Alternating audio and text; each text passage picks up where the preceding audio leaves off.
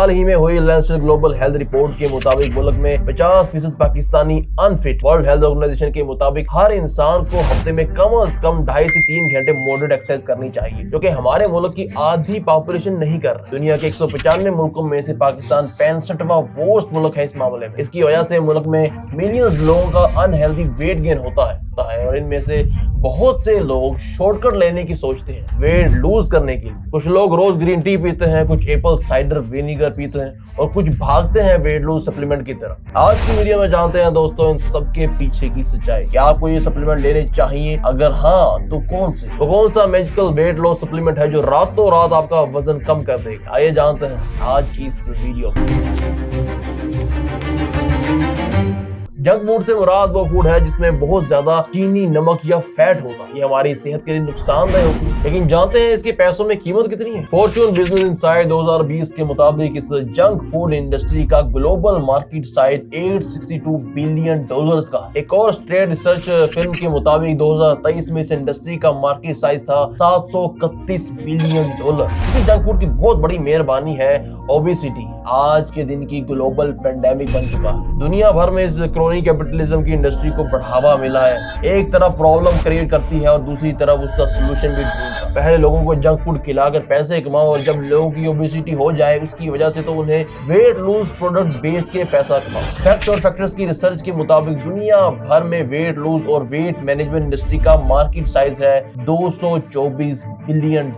इस रिपोर्ट में weight lose industry की 3 कैटेगरीज शामिल है। पहली डाइट यानी सप्लीमेंट खाना पीना, दूसरा फिटनेस इक्विपमेंट और सर्जिकल इक्विपमेंट और तीसरा सर्विसेज जिसमें फिटनेस सेंटर, जिम्स और ऑनलाइन वेट लूज प्रोग्राम। सुन के लगेगा कि एक अच्छी इंडस्ट्री है, ये तो एक पॉजिटिव इंपैक्ट ही पड़ेगा दुनिया भर में अगर लोग फिट हो जाए। लेकिन इस वेट लूज इंडस्ट्री का एक बहुत बड़ा हिस्सा बना है वेट लूज प्रोडक्ट्स। ये so called weight lose products जो क्लेम करते हैं कि ये आपका वजन मैजिकली कम कर देंगे। ऐसी प्रोडक्ट जो अपनी एड में कहती हैं कि आपको एक्सरसाइज करने की जरूरत नहीं, जंक फूड खाना है खाते रहो, लेकिन हमारा ये एक मैजिकल पोर्शन, इसकी एक चम्मच लेने से आपकी बॉडी का फैट रातों रात बर्नआउट हो रहा है। कभी ये सिरप की फॉर्म में होगा, कभी वेट लूज पिल्स, कभी कैप्सूल, कभी ये टमी टी कहा जाएगा ताकि बेली फैट कम हो, कभी एप्पल साइडर विनेगर और कभी हर्बल न्यूट्रिशियस शेक्स। एड्स में ये भी कहा जाएगा कि क्लिनिकली प्रूवन साइंस बैक। कुछ प्रोडक्ट कहेंगी कि ये लेप्टिन हार्मोन को बढ़ाते हैं जो आपके ब्रेन को सिग्नल देता है कि अब आपको खाना खाने की जरूरत नहीं। ये प्रोडक्ट्स क्लेम करते हैं कि आपकी फैट अब्जॉर्प्शन कम हो जाएगी,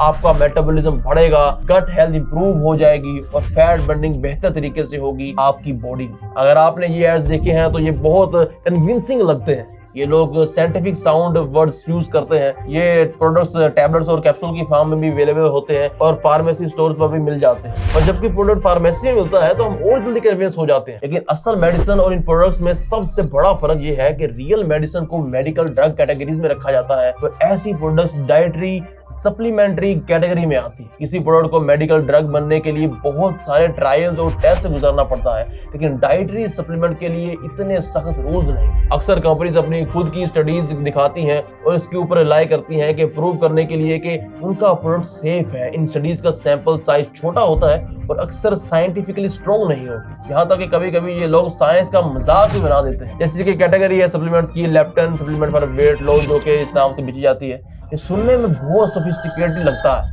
अगर आप गूगल पर लेप्टिन सर्च करो तो आपको पता चलेगा कि लेप्टिन एक हार्मोन है जो हमारे फैट सेल्स में होता है। ये हमारे ब्रेन को सिग्नल देता है कि अब और खाना खाने की जरूरत नहीं। और अगर लेप्टिन लेवल कम हो तो ब्रेन समझता है कि बॉडी में फैट कम, इसलिए और खाना खाया जाए। अगर आप सिर्फ इतना जानते हो कि लेप्टिन के बारे में तो ये बात बिल्कुल लॉजिकल लगती है कि अगर सप्लीमेंट लेप्टिन लेवल बढ़ा दे तो ब्रेन को लगेगा कि फैट ज्यादा है और भूख कम हो जाएगी, इससे वेट लॉस हो जाएगा। लेकिन अब वो बात सुनो जो ये कंपनीज कभी नहीं बताती। जो लोग ओबीस होते हैं उनके जिस्म में ऑलरेडी फैट बहुत ज्यादा होता है, मतलब उनका लेप्टिन लेवल ऑलरेडी हाई होता है। फिर उनका ब्रेन ऑलरेडी सिग्नल ले रहा होना चाहिए कि और खाना मत खाओ, लेकिन फिर भी वो खाना खाते रहते हैं और भूख महसूस करते हैं क्योंकि बॉडी में लेप्टिन रेजिस्टेंस डेवलप हो जाती है। जब लंबे टाइम तक लेप्टिन हाई रहता है तो सिग्नल ब्रेन तक पहुंचना बंद हो जाते हैं। ब्रेन समझता है कि बॉडी में फैट कम है, मुझे और खाना चाहिए, इसलिए बंदा और ज्यादा खाता है। अब ऐसे केस में अगर आप लेप्टिन सप्लीमेंट लो तो क्या फायदा होगा? बिल्कुल नहीं होगा, इसका कोई मीनिंगफुल इफेक्ट नहीं होगा। होगा। अब आते हैं दूसरी कैटेगरी, फैट ट्रैपर या फैट बाइंडर्स। इस प्रोडक्ट में केमिकल होता है जिसका नाम है चिटोसन।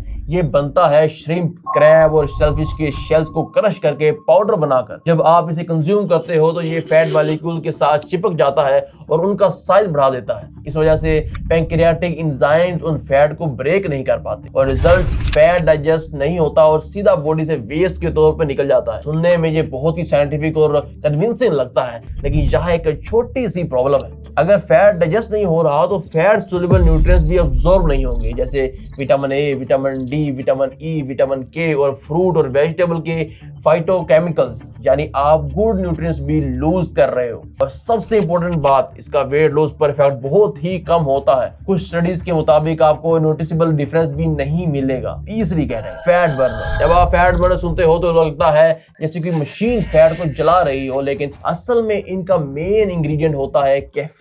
वही कैफीन जो कॉफी में होता है। रिसर्च के मुताबिक कैफीन नर्वस सिस्टम को स्टिमुलेट करता है और फैट सेल को सिग्नल देता है कि फैट ब्रेक डाउन करें। स्टडी ये भी दिखाती हैं कि कैफीन आरएमआर, रेस्टिंग मेटाबॉलिक रेट, बढ़ाता है। ग्रीन कॉफी बीन्स में क्लोरोजेनिक एसिड होता है जो एंटीऑक्सीडेंट और एंटी इन्फ्लेमेटरी होता है। ये बॉडी के लिए अच्छा है, इसमें कोई डाउट नहीं। लेकिन असल सवाल ये है कि अगर वही कैफीन हमें कॉफी से मिल सकता है तो फिर सप्लीमेंट लेने की क्या जरूरत है? बात तो सही है। इसलिए जरूरत है कि वेट लॉस सप्लीमेंट के पीछे भागने के बजाय अपनी ओवरऑल हेल्थ पर फोकस किया जाए। कुछ लोग कहते हैं कि सप्लीमेंट में कैफीन ज्यादा होता है इसलिए वो बेहतर, लेकिन याद रखो हर चीज लिमिट में ही अच्छी लगती है। ज्यादा कैफीन से anxiety, insomnia, fast heart rate, irregular heart beat, restlessness और डाइजेस्टिव प्रॉब्लम हो सकता है। जो लोग ज्यादा कॉफी पीते हैं वो ये इफेक्ट फील करते हैं। ज्यादातर वेट लॉस कंपनीज इन चीजों के साइड इफेक्ट के बारे में चुप रहती हैं। फ्रूट जूस वाली कंपनीज अपने पैकेटों पर लिखती हैं कि very rich in vitamin C. यह टेक्निकली गलत नहीं होता, लेकिन रियलिटी ये है कि विटामिन सी हासिल करना बहुत आसान है। सिर्फ आंवला का छोटा सा टुकड़ा आपकी डेली रिक्वायरमेंट पूरी कर सकता है। इसी तरह ग्रीन टी को मार्केट किया जाता है कि इसमें कैफीन और कैसीन होता है। ये दोनों थियोरेटिकल मेटाबॉलिज्म बढ़ाता है और वेट लूज में मदद करते हैं। लेकिन असल सवाल ये है कि सिर्फ ग्रीन टी पीने से कितना वेट लूज होगा। 2014 की एक मेटा एनालिसिस में 14 स्टडीज को कंपेयर किया गया। ये ट्रायल्स 12 हफ्तों तक चलाए गए। नॉर्मली हम ग्रीन टी बैग यूज करते हैं,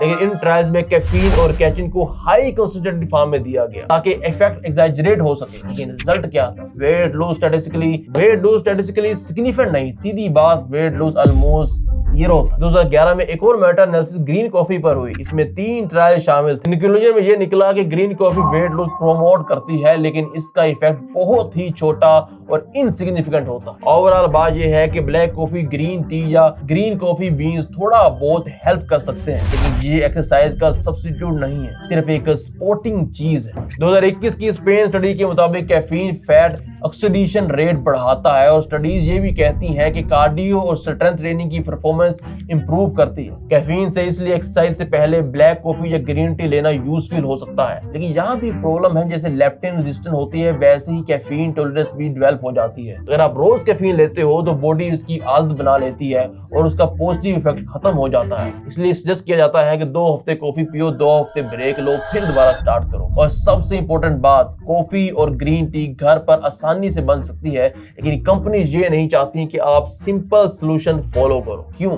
फिर उनका प्रॉफिट कैसे बनेगा? इसलिए वो पाउडर शेक्स, मल्टीविटामिन्स और कैप्सूल बेचते हैं। एक ऐसी ही कंपनी है हर्बल लाइफ। ये मल्टी लेवल मार्केटिंग मॉडल पर काम करती है। 2016 में अमेरिका की फेडरल ट्रेड कमीशन ने हर्बल लाइफ पर केस किया। इसने लोगों को मिसलीड किया कि लोग उनकी प्रोडक्ट बेचकर बहुत पैसा कमा सकते हैं। हर्बल लाइफ को $200 मिलियन का फाइन देना पड़ा और कंपनी को अपना बिजनेस मॉडल चेंज करना पड़ा ताकि उसे पिरामिड स्कीम ना कहा जा सके। अब हर्बल लाइफ के प्रोडक्ट्स देखते हैं। ये उनकी मील रिप्लेसमेंट शेक के इंग्रेडिएंट लिस्ट। पैकेजिंग देखकर लगता है कि हेल्दी और न्यूट्रिशियस प्रोडक्ट है। शुरू होता है सोया प्रोटीन आइसोलेट, लेकिन सेकंड नंबर पर है फ्रक्टोज यानी शुगर।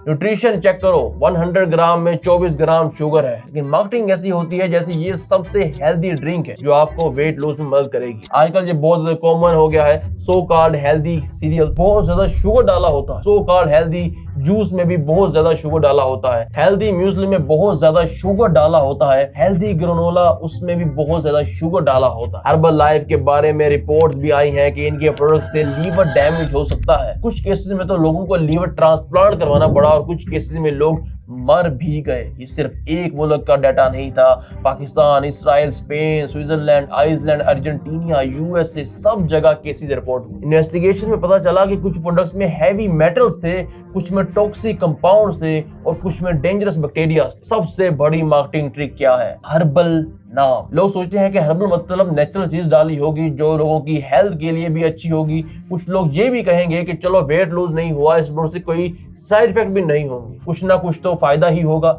लेकिन ध्यान देने वाली बात यह है कि हर नेचुरल चीज सेफ नहीं होती। बहुत से प्लांट्स और फ्रूट्स जहरीले होते हैं। रिसर्च के मुताबिक हर्बल मेडिसिन भी लीवर और किडनी डैमेज कर सकती है। एक डॉक्टर है, डॉक्टर एबी फिलिप्स, जिनका ट्विटर पर यूजर नेम है द लीवर डॉग। उन्होंने ट्विटर पर बहुत से डेंजरस हाईलाइट किए जो अल्टरनेटिव मेडिसिन में छुपे होते हैं। एक ऐसा ही खतरा है लीवर इंजरी का। ट्विटर पर ये चीजें हाईलाइट करने से उन पर केस कर दिया गया, जैसे कि ये court case Himalaya wellness corporation ने किया, क्योंकि लीवर डॉग ने एक पूरा ट्विटर थ्रेड निकाला था इन फ्लैगशिप प्रोडक्ट पर। ली 52 डॉक्टर ने पाकिस्तान टुडे से बात करते हुए कहा कि ये कंपनी कायरो की तरह बिहेव कर रहे हैं। जो भी उस कंपनी ने पोस्ट किया है, उस कंपनी को साइंटिफिकली इनकी पोस्ट का जवाब देना चाहिए था। कुछ लोग इतने कंफ्यूज हो जाते हैं कि वो लिटरली कुछ भी खरीद लेते हैं। अमेरिका में 2 कंपनीज ने कैफीन वाले अंडरवेयर तक बेचने शुरू कर दिए। कंपनी ने क्लेम किया कि उनके बनाए गए कच्चों में माइक्रो फाइबर्स में माइक्रो कैप्सूल्स हैं, कैफीन के जो माइक्रो सर्कुलेशन करते हैं और फैट को ब्रेक डाउन स्पीड अप करते हैं। फेडरल ट्रेड ने इनके ऊपर 2 लाख से 1.3 मिलियन के दरमियान फाइन लगाया। तो सवाल ये है कि कौन सा वेट लॉस सप्लीमेंट वाकई काम करता है? दोस्तों, इसका सीधा और सिंपल जवाब है कि कोई भी ऐसा वेट लॉस सप्लीमेंट नहीं है जो मैजिकली आपका वेट कम कर दे। मेलिंडा मिनोरो, जो ओरेगन स्टेट यूनिवर्सिटी की प्रोफेसर हैं, उन्होंने 100 वेट लॉस सप्लीमेंट का डाटा रिव्यू किया और उन्होंने कंक्लूड ये निकाला कि कोई भी प्रोडक्ट सिग्निफिकेंटली वेट लॉस नहीं करता। एक भी सिंगल प्रोडक्ट जो साबित कर पाए कि जो माइनर इफेक्ट हो सकता है, जैसे हमने कैफीन और ग्रीन टी का केस में देखा, लेकिन नोटिसेबल वेट लॉस नहीं होती, आपकी हेल्थ को नुकसान भी पहुंचा सकते हैं। रजिस्टर्ड डाइटिशियन मेलिसा मैथ्यू कहती हैं कि कोई भी over the counter fat burner use नहीं करना चाहिए। वेट लॉस में असलियत में सिर्फ 2 चीजें हैं जो काम करती हैं। पहली कैलोरी रिस्ट्रिक्शन और दूसरी है एक्सरसाइज। स्क्रीन पर देखिए, ये सारे exercise moderate intensity physical activity count होती है। 3.5 किलोमीटर चलना 30 मिनट तक, स्टेयर चलना उतरना 15 मिनट तक, 20 मिनट तक स्विमिंग करना या गार्डनिंग करना 30 मिनट के लिए। आपको हर हफ्ते कम से कम 3 घंटे ये एक्टिविटीज करनी चाहिए। इतना ही आसान है अपने आप को फिजिकली एक्टिव बनाना। एक छोटा सा चेंज है पूरे मुल्क को फिजिकली एक्टिव बनाने के लिए।